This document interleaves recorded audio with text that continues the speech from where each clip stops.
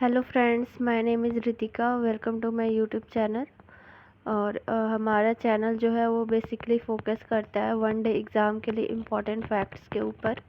Last class में हमने शाहजहाँ के बारे में पढ़ा था और इस क्लास में हम औरंगज़ेब के बारे में पढ़ेंगे। आज हमारा मुग़ल पीरियड कंप्लीट हो जाएगा, तो चलिए स्टार्ट करते हैं। औरंगज़ेब का पूरा नाम आलमगीर औरंगज़ेब था और इसका जो टाइम पीरियड था वो 1658 से 1707 था। इसका जन्म जो है 1618 ईस्वी में उज्जैन में दोहद नामक स्थान पर मुमताज़ के गर्भ से हुआ था। और मैक्सिमम टाइम जो है इसकी दादी के पास नूरजहाँ के पास बीता था। क्या आप बता सकते हैं नूरजहाँ कौन थी? नूरजहाँ जो है जहांगीर की पत्नी थी और शाहजहाँ की सौतेली माँ थी और इनकी दादी लगेंगी। दिल्ली में इसने 2 बार राज्याभिषेक कराया। अब 2 बार क्यों राज्याभिषेक कराया इसको मैं एक्सप्लेन कर चुकी थी शाहजहाँ के टाइम पीरियड में, फिर भी मैं आपको बता देती हूँ एक बार और।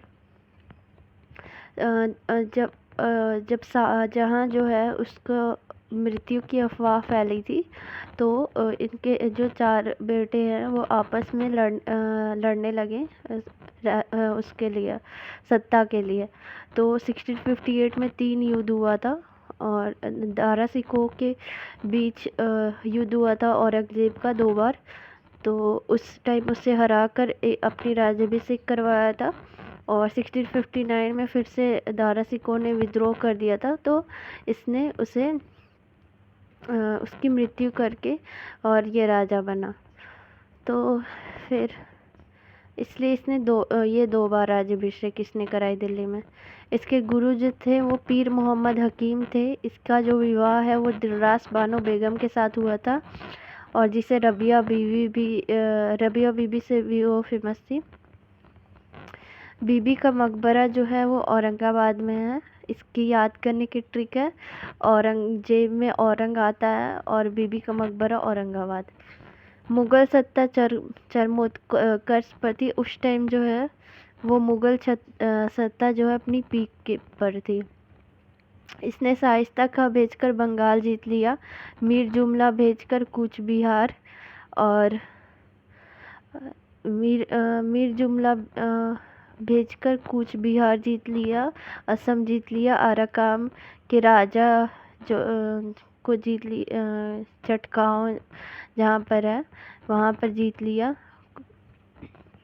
बीजापुर पर इसने अपना अधिकार कर लिया। बीजापुर पर अधिकार करने के लिए औरंगज़ेब स्वयं गया था। इसका जो पुत्र था उसका नाम था अकबर द्वितीय, तो वो खुद शासन करने के लिए इसका विद्रोह कर दिया था। तो वो जो है 9वें गुरु तेग बहादुर के पास भागकर चला गया था। इसने औरंगज़ेब ने उसे मरवाने के लिए सैनिक भेजे थे। तो ये 9वें गुरु तेग बहादुर के पास चला गया था। तो सिख लोग का ये रहता है कि जो भी शरण में आता है उनको वो लोग वापस खाली हाथ नहीं भेजते हैं। तो औरंगज़ेब ने तेग बहादुर को 2 ऑप्शन दिया, एक तो इस्लाम धर्म अपनाने का और दूसरा कि मृत्यु अपनाने का। तो तेग बहादुर ने मृत्यु अपनाई। तो औरंगज़ेब ने दिल्ली के चांदनी चौक पर इनकी हत्या करवा दी।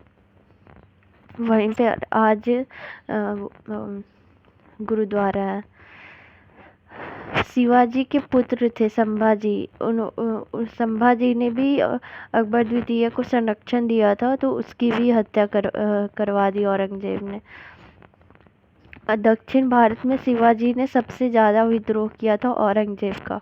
तो औरंगज़ेब ने शाइस्ता खां को भेजा शिवाजी से लड़ने के लिए, तो शिवाजी ने उसकी हत्या कर दी।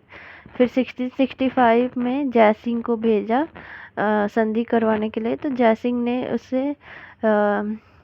उनके साथ पुरंदर की संधि की। पुरंदर की संधि में पुरंदर जगह का नाम है, वहाँ पर ही इन संधि हुआ था, इसलिए पुरंदर संधि कहा जाता है। फिर 1 साल बाद जो है शिवाजी को औरंगज़ेब से मिलना था, तो 1666 ईस्वी में जब आगरा पहुँचे मिलने के लिए शिवाजी, तो उन्हें बंदी बना लिया गया। 1679 में जो है पुनः जजिया कर औरंगज़ेब ने लगा दिया। और औरंगज़ेब जो है वो सुन्नी मुसलमान था, कट्टर था और रूढ़िवादी मुसलमान था। 1667 में झरोखा दर्शन पर प्रतिबंध लगा दिया, संगीत पर प्रतिबंध लगा दिया, जबकि खुद वीणा का अच्छा जानकार था। मतलब कि अब ये झरोखा दर्शन क्या होता है? तो झरोखा दर्शन जैसे कि बॉलीवुड में हम देखते हैं, शाहरुख खान को वो अपने गैलरी में खड़े रहते हैं और सारी जनता से मुलाकात करते हैं गैलरी में खड़े होकर। तो पहले भी यही था कि गैलरी मतलब महल के गैलरी में खड़े होकर नीचे जनता रहती थी, तो डायरेक्ट कांटेक्ट करते थे और उनकी समस्या सुनते थे और वहीं से उसका सॉल्यूशन बताते थे। तो ये था, तो राजा रानी दोनों मिलते थे, डायरेक्ट कांटेक्ट होता था जनता से। तो वही झरोखा दर्शन था, तो इस पर इसने प्रतिबंध लगा दिया। इसने संगीत पर भी प्रतिबंध लगा दिया, क्योंकि वीणा का ये खुद वीणा का ये अच्छा जानकार था। और हिंदू मनसबदार जो थे सर्वाधिक थे, इसने 337 हिंदू मनसबदार रखे थे। अब बोला जाता है कि ये तो हिंदुओं के खिलाफ नहीं था, 300 सबसे ज़्यादा मुसलमान जो थे इसी के टाइम पे थे। तो क्योंकि वो काबिल थे इसीलिए उन्हें रखा गया था। और ये जो है दार उल हर्ब जो काफिरों का प्रदेश था, उसको दार उल इस्लाम का देश में बदलना चाहता था। मोहत सीन जो था इनका अधिकारी था, वो धार्मिक मामले में देखरेख करता था।